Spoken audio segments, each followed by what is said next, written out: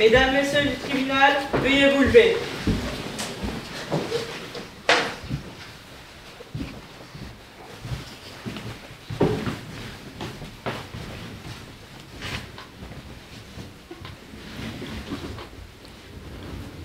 L'audience est ouverte, vous pouvez vous asseoir. J'appelle M. Barreau à la barre. Pourriez-vous nous donner votre date, votre lieu de naissance ainsi que votre adresse, s'il vous plaît? Je suis né le 19 janvier 1992 à Montant dans le 85 et j'habite le 45 rue Thiers à Le Salon. Avez-vous un avocat qui vous accompagne? Oui, maître sergent. Monsieur, je vous informe que durant cette audience, vous avez le droit de faire des déclarations spontanées, de répondre à nos questions ou de garder le silence. Il vous est reproché d'avoir procédé à la destruction d'une espèce animale non domestique, une espèce protégée sur la plage de Le Salin le 28 mai 2022. À savoir tuer un phoque, espèce Voca vitillina, qui est une espèce protégée. L'animal a été retrouvé avec de nombreuses lésions sur tout son corps, ainsi qu'une lésion nette au niveau de la gorge. Il vous est aussi reproché d'avoir pratiqué la pêche dans une zone interdite. Maître sergent, vous avez fait citer comme témoin M. Verlaine Marcel. Est-il présent? Oui. Maître Shepard, vous avez fait citer comme témoin Mme Pauline Demeny et M. John Demeny. Sont-ils présents? Oui.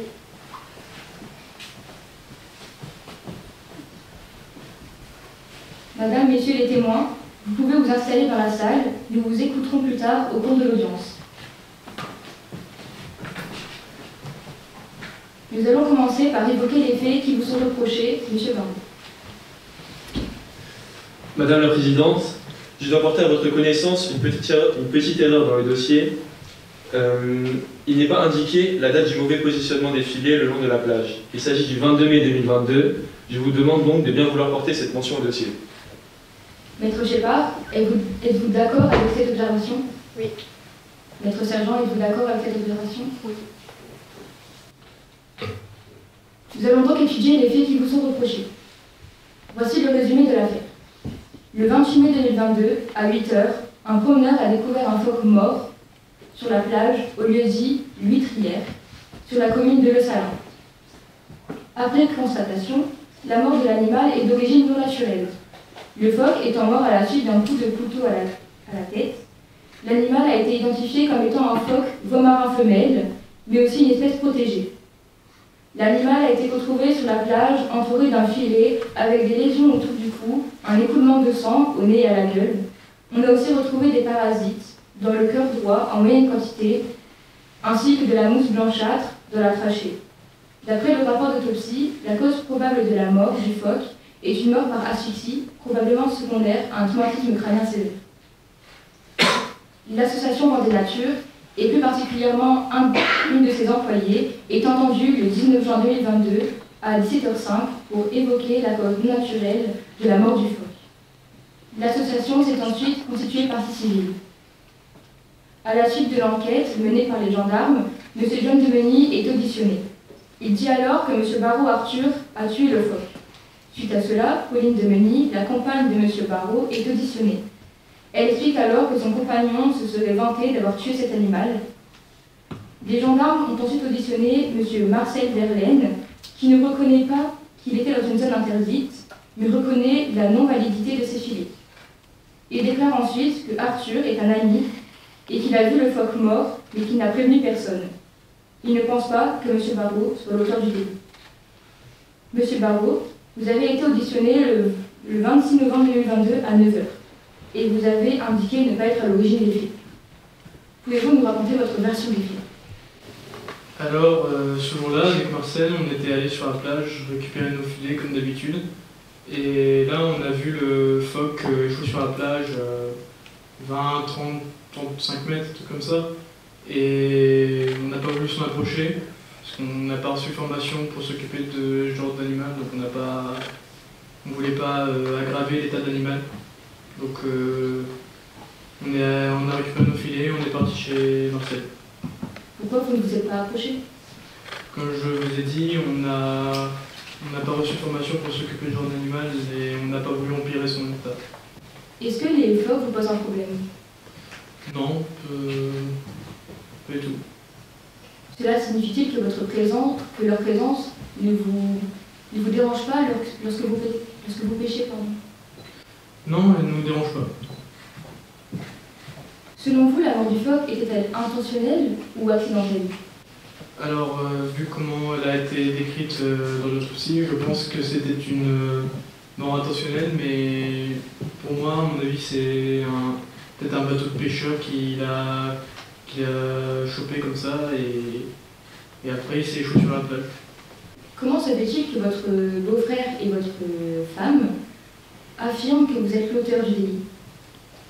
Pour ma femme, je ne sais pas, mais je sais que mon beau-frère n'a jamais vraiment, ne m'a jamais vraiment apprécié. On a toujours eu des conflits et jamais su pourquoi, jamais pu lui demander. Donc, je pense que c'est peut-être pour ça qu'il aurait dit ça. Est-ce que mes assesseurs ont des questions? Oui. Concrètement, y a-t-il un conflit avec votre beau-frère? Oui. Il y a des conflits et l'origine par contre, je ne sais pas. Il n'aime peut-être juste pas. Pensez-vous que votre beau-frère serait capable de mentir pour vous incriminer? Je pense. Maître Shepard, avez-vous des questions? Oui.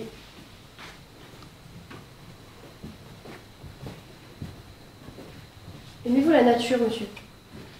Oui, comme tout le monde, je trie mes déchets, j'aime bien me balader en forêt, j'aime bien les animaux. Donc vous dites aimer la nature, mais vous n'êtes pas capable de la sauver en étant ce phoque?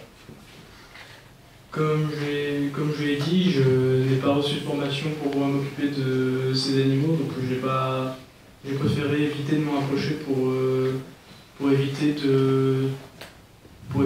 d'empirer, d'aggraver l'état de ce pauvre animal. Et vous êtes seul à pouvoir pêcher sur la plage? Non, quelques autres personnes peuvent aussi pêcher. Des gens ont pu vous voir peut-être? Sur le moment, je n'ai vu que moi et Marcel sur la plage. Je n'ai plus de questions, merci. Monsieur le procureur, avez-vous des questions? Aviez-vous connaissance du fait que le phoque est une espèce protégée? Oui. Le phoque était-il dans vos filets? Non. Il n'y avait pas. En installant vos filets, aviez-vous connaissance du fait qu'ils n'étaient pas au bon endroit? Sur le coup, non, nous n'avions pas conscience et c'est après que nous nous sommes rendus compte qu'on les avait installés trop près. Leur mauvais positionnement était donc involontaire? Oui, c'était une petite erreur d'attention, on s'en est rendu compte qu'après. Merci. Maître Sergent, avez-vous des questions? Monsieur Barrault, pouvez-vous nous redonner votre version des faits, plus précisément votre lien avec l'animal? Eh bien, comme je vous ai dit, ce jour-là, avec Marcel, on était sur la plage pour récupérer nos filets comme d'habitude. Et on a vu le phoque échouer sur la plage à environ 25-30 mètres. Et comme on ne connaissait pas l'état exact de l'animal, on n'a pas voulu se rapprocher. Et comme on n'a pas reçu de formation, on n'a pas voulu s'approcher pour éviter d'aggraver son état. Donc, à aucun moment, vous n'avez utilisé quelque objet sur ce phoque? Non, à aucun moment. À votre avis, pourquoi votre beau-frère et votre femme ont-ils retourné votre blague? Dans quel but? Comme j'ai dit, mon beau-frère et moi, on a toujours eu des conflits et je pense que c'est peut-être suite à un conflit qui serait allé un peu trop loin pour lui et qu'il a voulu retourner ça contre moi. Mais à la base, c'était juste une blague que je voulais faire pour faire rigoler la galerie, mais ça n'a pas marché. Monsieur, je vous invite à vous rasseoir auprès de votre avocat. Nous allons continuer à analyser les faits. Je vais maintenant appeler Verlaine Marcel à venir témoigner à la barre.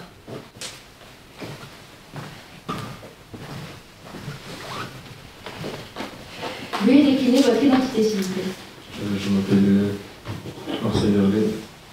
Je suis né le 26/05/1975 à Le Salin et j'habite le 26 rue du Brassard à Le Salin.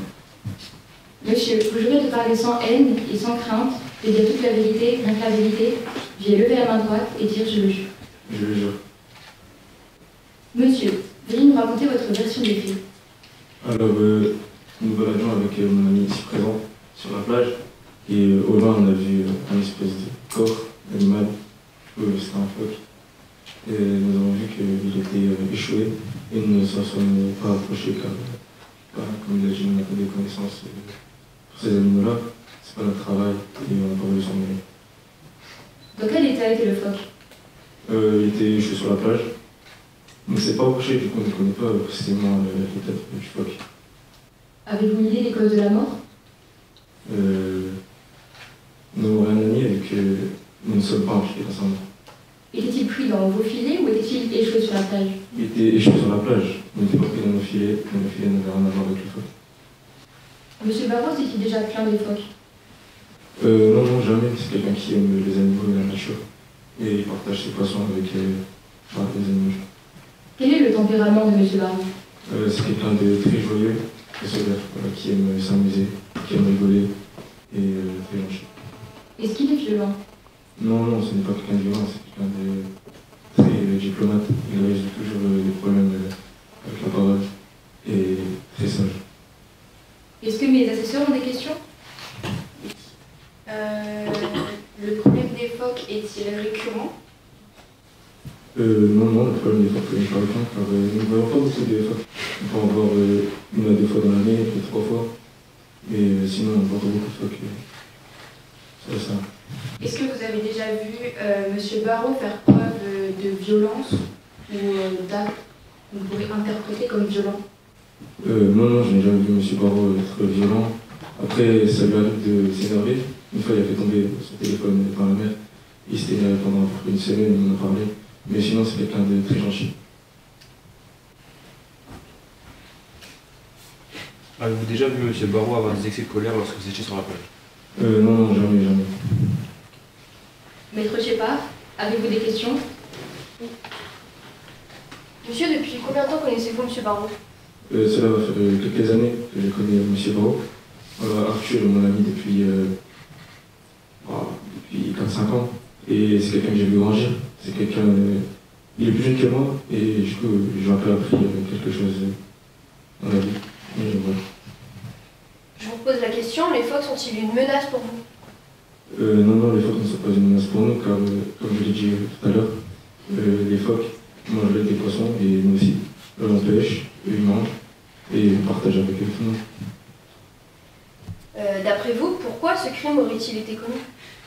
Je ne sais pas du tout, car je ne connais pas en mort des phoques, mais je pense que c'était des personnes qui n'aiment pas les phoques. Je n'ai plus de questions. Monsieur le procureur, avez-vous des questions? Reconnaissez-vous que vos filets étaient mal positionnés? Oui, je le reconnais. Est-ce que cela pourrait avoir un lien avec la mort du phoque? Non, c'est impossible. Est-ce que vous pourriez mentir pour protéger M. Barrault, qui est votre meilleur ami? Non, je suis quelqu'un de vieux, qui est peut-être... Je suis quelqu'un de sage, et je ne pourrais pas mentir pour protéger mon ami, car je suis quelqu'un de loyal. Merci. Maître Sergent, avez-vous des questions? Monsieur, pourriez-vous nous rappeler la relation que vous entretenez avec monsieur Barrault? Arthur et moi, comme je l'ai dit précédemment, sommes amis depuis quelques années. Et comme je suis plus vieux que lui, je lui ai appris quelque chose dans la vie. Voilà. On a beaucoup pêché ensemble et c'est quelqu'un que je considère beaucoup. Vous vous rendez souvent chez la femme d'Arthur, Madame Pauline de Mény? Oui, ça peut arriver par un café. Donc vous avez dû remarquer la relation qu'il a avec sa femme. Est-ce que vous pourriez nous la décrire? Sur ce point-là, je ne pourrais pas vous la décrire car je pense que c'est quelque chose de personnel. Il y a qu'il a avec sa femme et ça ne me regarde pas. Juste dans l'aspect visuel, même avec son fils, vous avez dû remarquer quelques échanges? Oui, avec son fils. Ça lui arrive de rigoler avec, c'est son petit bébé. Et sa femme et lui, je pense que ce sont des personnes qui s'aiment. Après, il peut y avoir quelques embrouilles de couple, ça c'est normal. Est-ce qu'il vous a déjà parlé de sa relation avec M. John de Mille? Oui, et ils ne s'aiment pas beaucoup. Est-ce que vous savez pourquoi? Non, je ne suis toujours pas mes problèmes car c'est plus de la famille, moi je suis juste l'ami d'argent. Monsieur Verlaine, je vous remercie. Vous pouvez aller vous rasseoir dans la salle.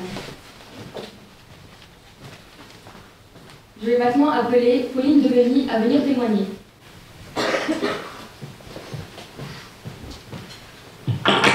Madame, veuillez décliner votre identité. Bonjour, je m'appelle Pauline Deveny. Je suis née le 13 mai de 1993. J'habite 47 rue Thiers à Le Salon. Madame, vous jurez de parler sans haine et sans crainte, de dire toute la vérité, rien que la vérité. Veuillez lever la main droite et dire « je le jure ». Je le jure. Madame, c'est vous et votre frère qui avez entendu M. Barrault dire qu'il avait tué le phoque. Pouvez-vous nous raconter ce qui s'est passé? J'étais tout simplement chez moi. Je discutais tranquillement avec mon frère et il y avait mon fils avec nous. Quand soudain mon mari est rentré à la maison et il a fait une blague sur le fait qu'il avait tué un phoque. Donc c'était une blague? Il a dit ça, mais c'était spécial. Hein. Sur quel ton l'a-t-il dit? Sur un ton humoristique. Sauriez-vous nous donner les termes exacts qu'a employé M. Barrault? Non, je m'en souviens plus, désolé. D'après le dossier, M. John Deveny évoque quelqu'un de violent en parlant de M. Barrault. Mais qu'en est-il vraiment?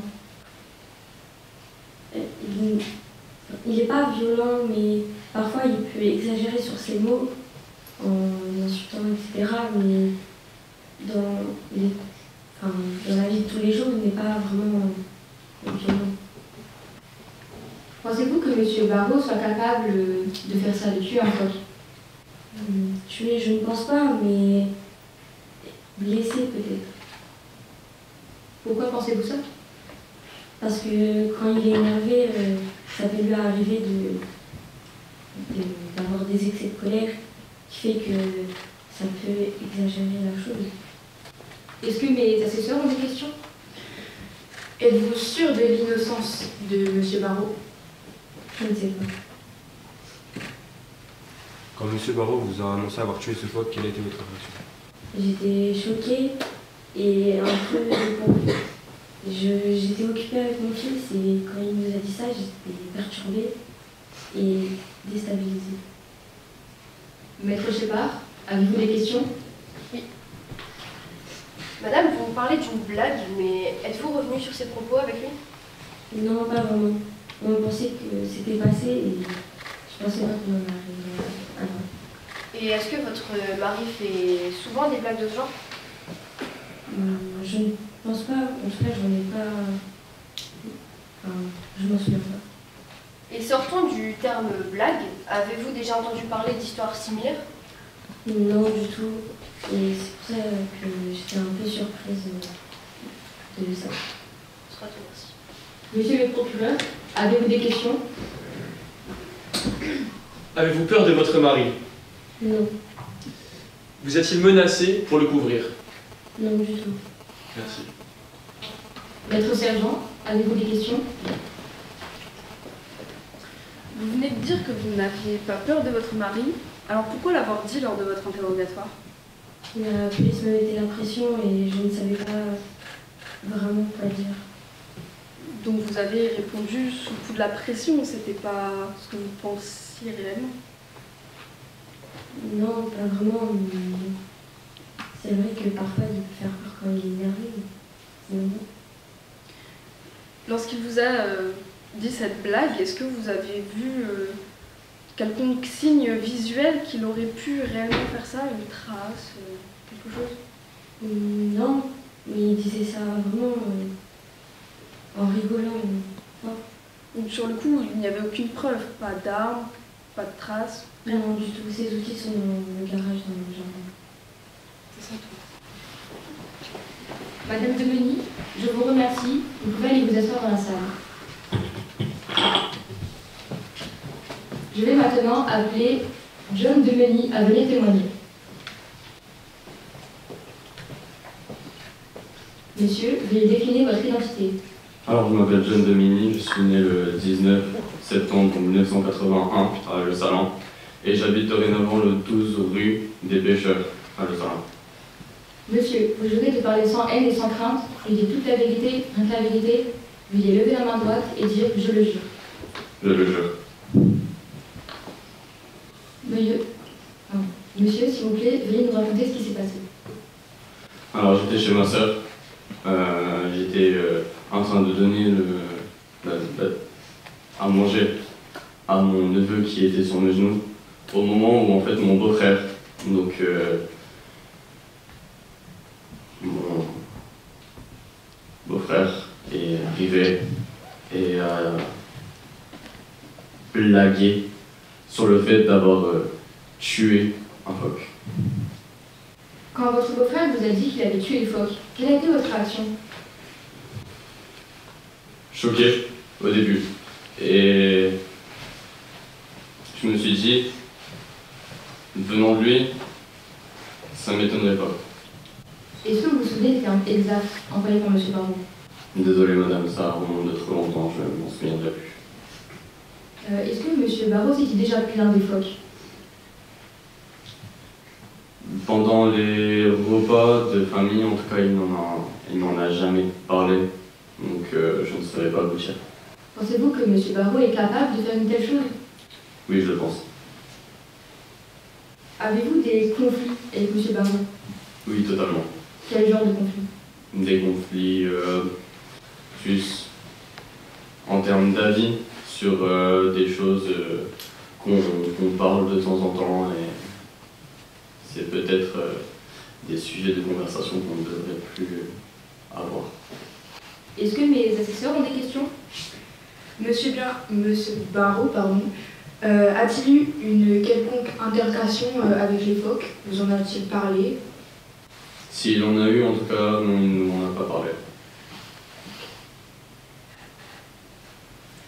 Pouvez-vous nous dire comment est le tempérament de M. Barrault avec vous et avec votre soeur? Avec moi, il est assez ingrat. Dans le sens où il ne m'aime pas trop non plus. Comme lui, il a dit tout à l'heure, oui, certes, je ne l'aime pas, mais ce sentiment est réciproque. Comment dire? Avec ma sœur, je dirais qu'il est plutôt amoureux. En tout cas, c'est ce qu'il montre quand on est tous ensemble. Sinon, en dehors du moment où on se rencontre tous ensemble, il n'y a rien qui me laisse penser qu'il est violent, mais je le pense quand même. Maître Shepard, avez-vous des questions? Oui. Monsieur, est-ce que vous êtes revenu sur les propos de M. Barrault avec vous? Non du tout. Et en dehors de la blague, est-ce qu'il vous a déjà parlé d'histoires similaires? Non. Et fait-il souvent ce genre de blague? Oui, il en fait, mais elles sont toutes nulles. Ce sera tout. Monsieur le procureur, avez-vous des questions? Vous qualifiez votre beau-frère de sanguin. Je vais donc reposer la question. Pensez-vous réellement, M. Barrault, capable de tuer ce phoque? Oui, je le pense. Merci. Maître Sergent, avez-vous des questions?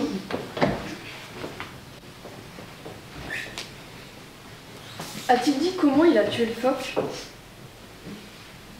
Non du tout, mais quand on en a reparlé avec mon avocat, dans le dossier, il y a eu mention d'un couteau, si je me souviens bien.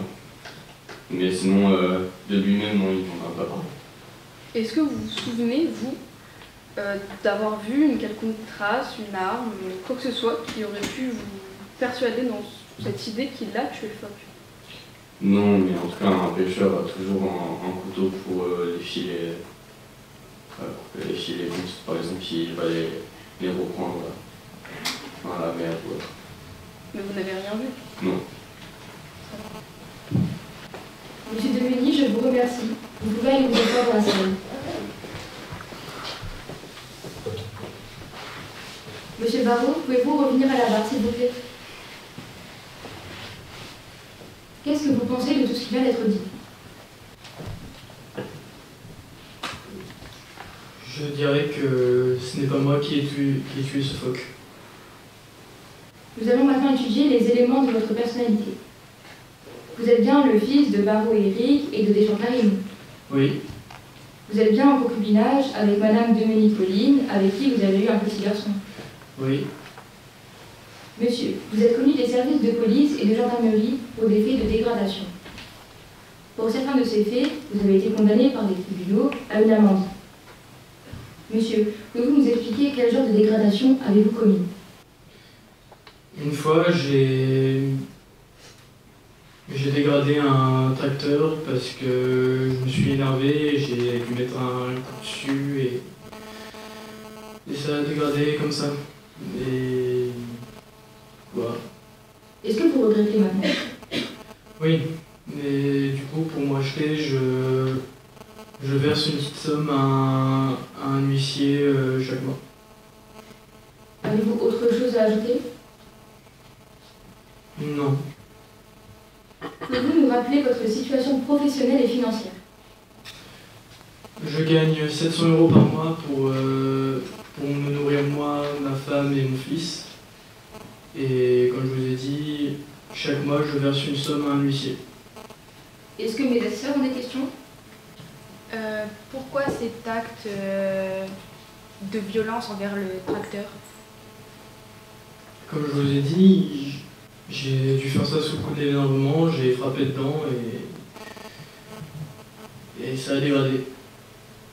Maître Shepard, avez-vous des questions? Non. Monsieur le procureur, avez-vous des questions? Je n'ai pas de questions. Maître Sergent, avez-vous des questions? Je n'ai pas de questions. Monsieur Barrault, vous pouvez aller vous asseoir. Maître Shepard, vous avez la parole pour la défense des intérêts de Vendée Nature.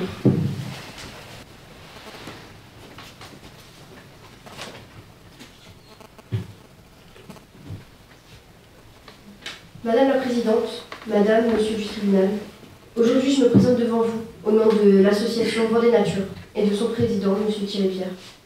Il se constitue partie civile dans tous les tribunaux de France pour défendre la cause animale. Je défends cette association, reconnue d'utilité publique depuis 2008. Elle a pour objet la protection des personnes soucieuses des intérêts de notre planète. Je représente une association qui préserve la nature, sa faune et sa flore. Quelle n'a pas été la surprise de Karine Tantelier d'apprendre le décès de ce phoque? Non par cause naturelle, mais parce que l'on pourrait appeler un meurtre. Commis dans la violence la plus grande envers un animal inoffensif, qui plus est une espèce protégée. Car oui, le phoque est une espèce protégée. Depuis 1979, d'après la Convention internationale des droits. Une espèce protégée, je le rappelle, est une espèce qui bénéficie d'un statut de protection légale pour des raisons d'intérêt scientifique ou de nécessité de préservation du patrimoine biologique. Si le phoque est protégé, c'est parce que l'homme l'a chassé, pour sa fourrure et pour sa graisse. Il est également victime de plein fouet du dérèglement climatique qui accélère sa disparition. Il est actuellement protégé par des réglementations nationales et internationales. D'après l'article 515-14 du Code civil, les animaux sont des êtres vivants, doués de sensibilité, mais quand même soumis au régime des biens. Donc d'après cet article, les animaux sont peut-être considérés comme des objets, mais ils possèdent des sentiments et une conscience. Est-ce que vous aimeriez qu'on tue votre chat, votre chien, comme il a tué ce phoque?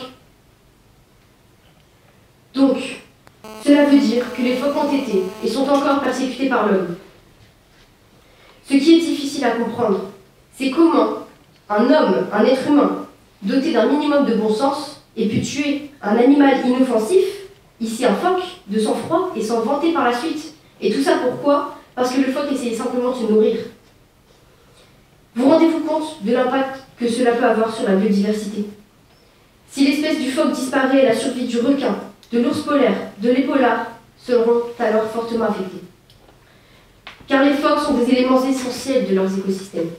Et cela, il faut le comprendre. À la fois comme prédateurs des poissons, des calamars, des crustacés et autres formes de vie marine, mais aussi comme proie. Mais ce qui est important, c'est que leur nage crée également un courant dans l'eau, ce qui fait circuler les nutriments de la mer vers le rivage. Alors je le répète, comment un être humain peut-il faire souffrir un phoque au point de provoquer une section nette de la trachée et de l'œsophage et un traumatisme crânien sévère envers un animal inoffensif? Ces actions ont été causées par un coup de couteau porté par M. Barrault à l'encontre du phoque. Alors nous, Vendée Nature, souhaiterions une sanction pour l'exemple. C'est pourquoi, au vu de l'article 1240 du Code civil, Vendée Nature demande la condamnation de M. Barrault à la somme de 5 000 € de dommages et intérêts, ce qui permettra à l'association de continuer à défendre la cause animale. Je vous remercie. Monsieur le procureur, vous avez la parole pour vos réquisitions.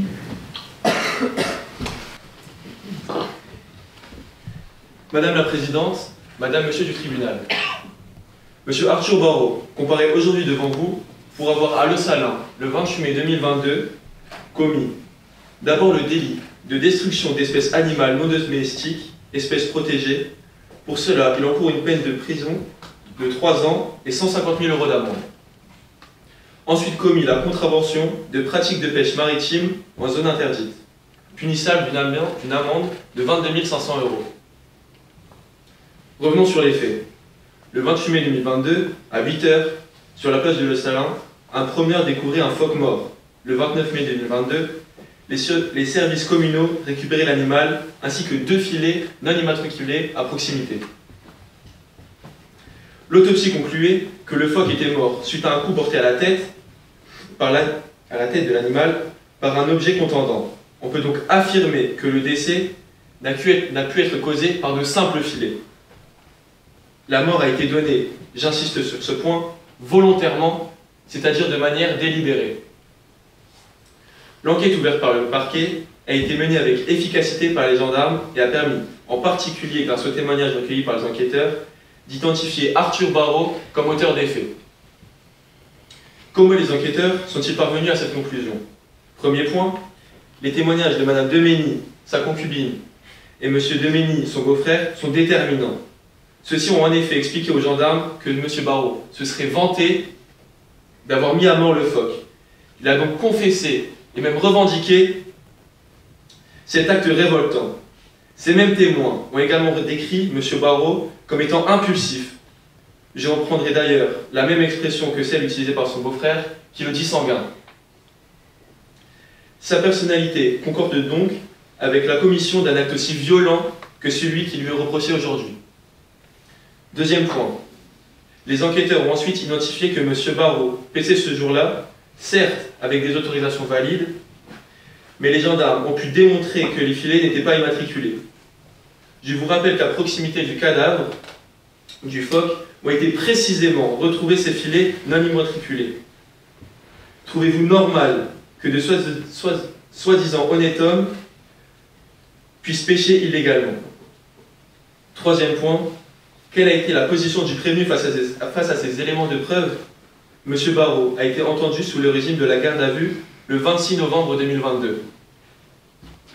Il a nié l'intégralité des faits malgré la somme des preuves concordantes et convergentes réunies contre lui et que je viens d'exposer au tribunal. Alors certes, un seul élément relevé lors de l'enquête semble disculper M. Barrault. Il s'agit du témoignage de M. Verlaine qui l'accompagnait ce jour-là et qui affirme que le prévenu n'a rien fait. Cependant, ce témoignage ne peut être retenu par le tribunal. Il n'est pas sérieux, car il n'est pas objectif puisque M. Verlaine est son meilleur ami. Il est donc logique qu'il cherche à le couvrir.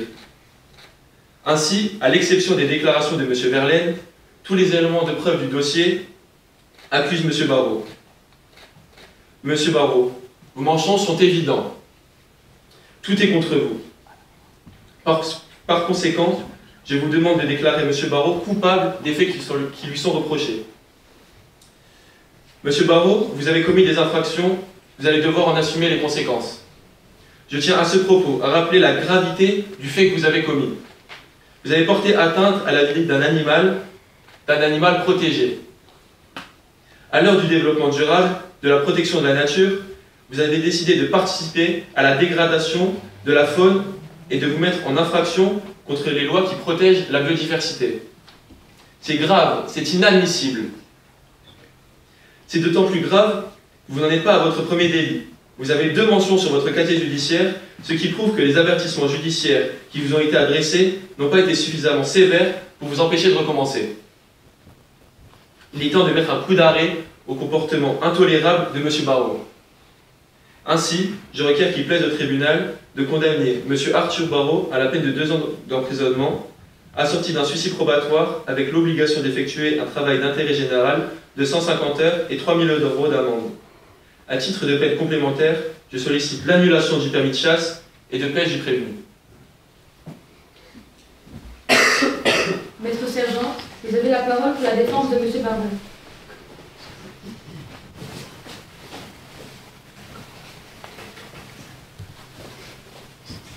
Madame la Présidente, Madame, Monsieur du tribunal, j'interviens aujourd'hui devant vous pour défendre les intérêts de Monsieur Arthur Barrault, qui est accusé d'avoir ôté la vie à une espèce animale protégée, notamment un phoque, sur la plage de Le Salin en Vendée. Accusé certes, mais accusé à tort. C'est pour cela que je vous demande de relaxer mon client dans cette affaire. En effet, vous ne pouvez pas retenir les arguments du ministère public reposant sur les accusations de M.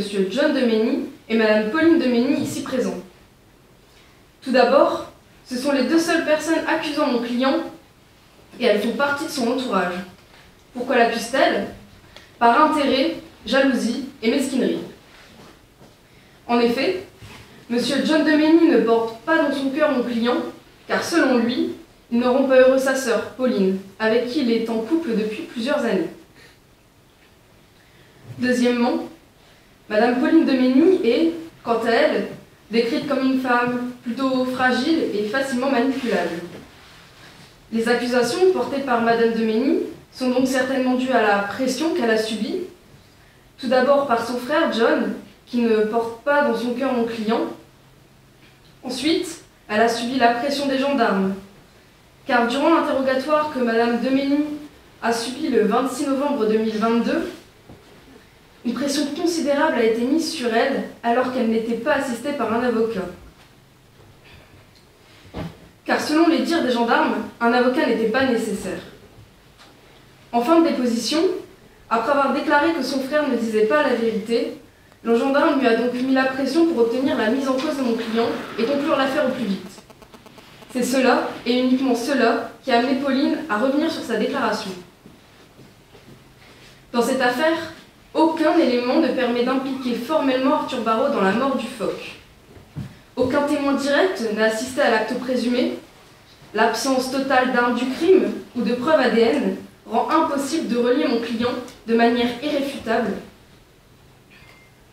Enfin, je redis, les témoignages recueillis sont pour le moins fragiles, souffrant d'incohérences majeures et provenant de sources peu crédibles. Ces failles évidentes dans le dossier ne peuvent en aucun cas soutenir une accusation aussi grave. C'est pour cela que je vous demande à nouveau de relaxer mon client. Subsidiairement, s'agissant de la constitution de la partie civile, l'association Vendée Nature n'est pas qualifiée pour réclamer des dommages et intérêts, car elle n'a pas fourni ses statuts. De plus, elle doit être déclarée depuis 5 ans avant la date des faits, conformément à l'article 2-13 du Code de procédure pénale. Enfin, pour entrer dans la vie personnelle de mon client, M. Barrault n'a pas eu une enfance facile. Il a arrêté l'école à 14 ans et ensuite débuté un CAP en maçonnerie qu'il n'a pas obtenu. Mon client est un travailleur qui a le goût de l'effort. Il pourrait profiter des aides sociales comme le RSA, mais il a fait le choix de se lever tous les jours, de prendre ses filets, certes pour son plaisir, mais pour être actif. Mon client a d'ailleurs un enfant, Gabriel, avec Pauline, et travaille pour subvenir aux besoins de sa famille. Il a également des projets. Il a pour but d'entamer une formation de marin-pêcheur en janvier. Mon client est un homme simple. Ce n'est pas facile pour lui tous les jours. Il ne gagne que 700 € par mois et a 3 bouches à nourrir. Alors oui, mon client a fait des erreurs dans sa jeunesse, mais il les répare tous les mois en versant une petite somme à un huissier. Et malgré ces dérapages, j'affirme que M. Barrault est un homme honnête, un bon père, et un bon compagnon. Je vous demande donc de le relaxer des fins de la poursuite. Je vous remercie. Le tribunal se retire pour délibérer.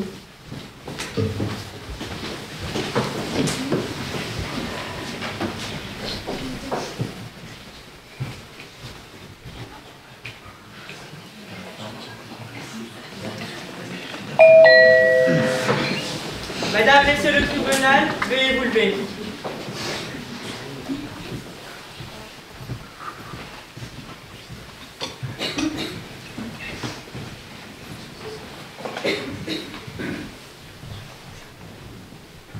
Vous pouvez vous asseoir. Monsieur Barreau, veuillez vous approcher de la barre. Monsieur Barreau, le tribunal, après avoir délibéré, vous déclare coupable de ce qui vous sont reprochés. En répression, le tribunal vous condamne à la peine d'1 an de prison, assorti d'un sursis probatoire, avec obligation d'effectuer un travail d'intérêt général de 100 heures, et 2 500 € d'amende. À titre de peine complémentaire, je sollicite l'annulation de votre permis de chasse et de pêche. Le tribunal valide la constitution de partie civile de l'association Vendée Nature. Vous êtes condamné à payer la somme de 2 500 € à l'association en guise d'amende. L'audition est levée.